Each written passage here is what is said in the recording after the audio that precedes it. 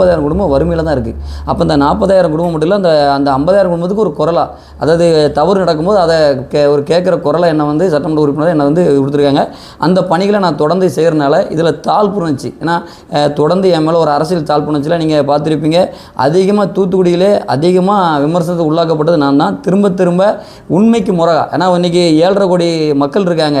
ஒரு எம்எல்ஏ மீது ஆதரமற்ற குற்றச்சாட்டை சொல்கிறது இயல்பு. ஆனால் என்னை தனிப்பட்ட முறையில் என்னை பணியை வந்து செய்ய விடாமல் என்னை திரும்ப வந்து எதிர்ப்புகளின் ஒரு தவறான ஒரு இதையும் வந்து இது பண்ணுறாங்க. இது போக இல்லாமல் நிறைய நபர்கள் என்னை வந்து டேரெக்டாக நீ 30 கோடி தரேன், 50 கோடி தரேன், 100 தரேன், இல்லை அதையும் தாண்டி தரேன், நீங்கள் வந்து திமுக வந்துடுங்க, இல்லைனா உங்களை வந்து இப்படி தான் நாங்கள் பண்ணுவோம், இது தென் மாவட்ட அரசியல்.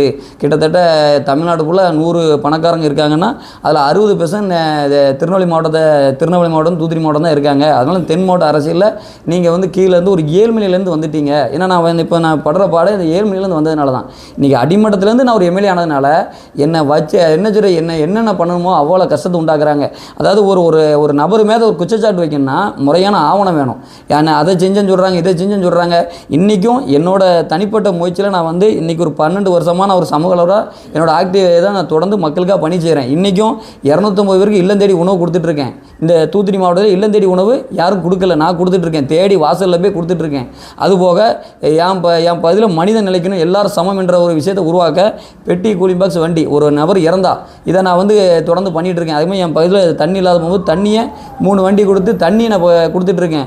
இது போக ஆதரவு இல்லாதவங்களும் தான் ஏதாவது இறந்தாங்கன்னா யாரும் இல்லாமல் வந்து அவங்களை அடக்கம் பண்ணுறது முழுக்க சோசியல் ஆக்டிவ் ஒர்க்கில் நான் பண்ணிகிட்ருக்கேன்.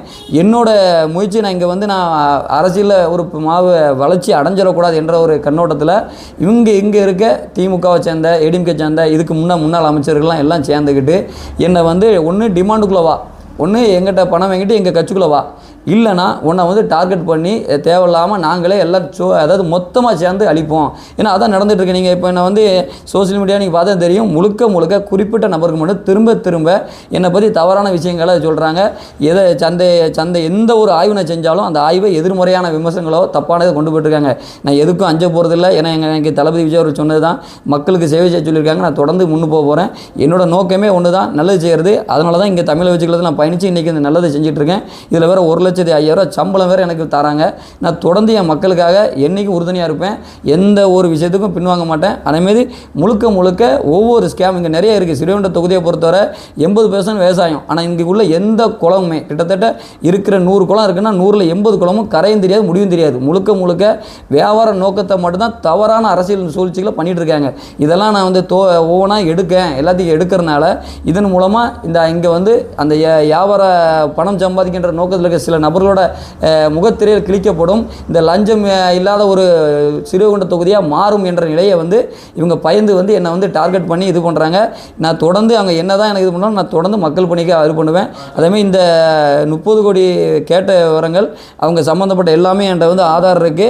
அதை நெல்லையை சேர்ந்த ஒரு தேட்டரு ஓனரும் அதுக்கு சம்மந்தப்பட்ட அடுத்து இந்த கரண்ட் முன்னாள் அமைச்சர் அனிதா ராஜனோட கூட இருக்க 4 பேர் பேசியிருக்காங்க. ஒரு ஆள் பேசல, 4 பேர் பேசியிருக்காங்க. எல்லாமே ரெக்கார்ட்மெட்டிக் ஆதார் இருக்குது. என்கிட்ட கால் பண்ணது, என் கூட இருக்கவங்கிட்ட பேசினது எல்லாத்தையும் ஃபோன் பண்ணி ஒன்று இங்கே வந்துரு, இல்லை நாங்கள் அழிச்சிருவோம், இந்த ஒரு டார்கெட்டில் தான் பண்ணுறாங்க.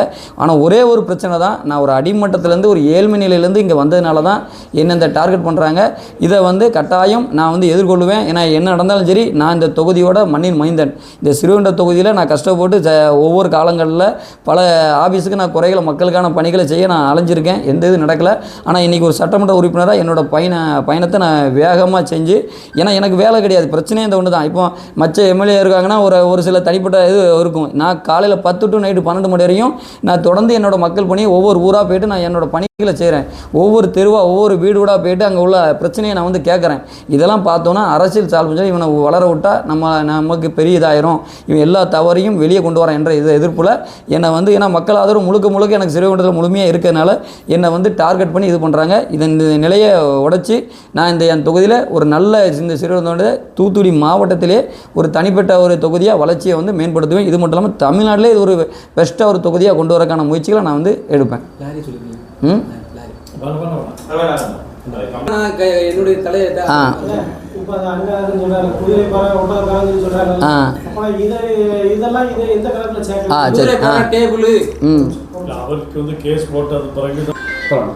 அதேமாரி அனிதா ராசன் அவர்லாம் அன்றைக்கி ஒரு இதில் பேசியிருந்தாங்க குதிரை பேருன்னு. அப்போ நீங்கள் செய்ததெல்லாம் என்ன பேரம்?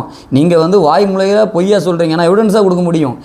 என்னோட எம்எல்ஏ கோட்ரஸ் ஆஃபீஸில் வந்து உட்காந்துருந்து நான் அன்றைக்கி வந்து மிரட்டுறாங்க. மிரட்டி ஒன்று எப்பா நீ கீழேருந்து வந்தவன், நீ வந்து வண்டியில் போனால் உன்னை லாரியில் அடித்து தூக்கிடுவோம். அதேமாதிரி நடந்துச்சு. ஒரு 25 நாள் முன்னே எங்கள் எப்போது ஒன்றரை பக்கத்தில் என்னை எதிர்த்து ஒரு லாரி வருது. அந்த வண்டி வந்து நான் என்னடா எதிர்த்து எதிராக வரைஞ்சு நான் தான் வண்டி ஓட்டுறேன். ரைட் சைடு ரோட்டில் ஏறி என்னோட கார்லேருந்து நான் ரைட் சைடில் ஏறி தப்பிக்கிறேன். இதுதான் இன்றைக்கி நடந்தது. நான் அந்த என் வண்டியோட 25 நாள் கம்பெனியில் வந்து கிடந்திருக்கு. முழுக்க அன்றைக்கி நான் தப்பிச்சதே பெரிய விஷயம்.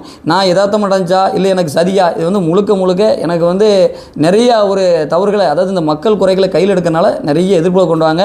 அதுமாதிரி இவங்களோட டார்கெட் என்னென்னா இந்த ஏலத்தை சொல்லி இவங்களை வந்து இங்கேருந்து மாற்றணும், இவங்களை வந்து இது பண்ணணும் அப்படின்னு ஒரு முயற்சியை பண்ணிகிட்டு இருக்காங்க. இதுக்கெல்லாம் நாங்கள் அஞ்ச போகிறதில்ல.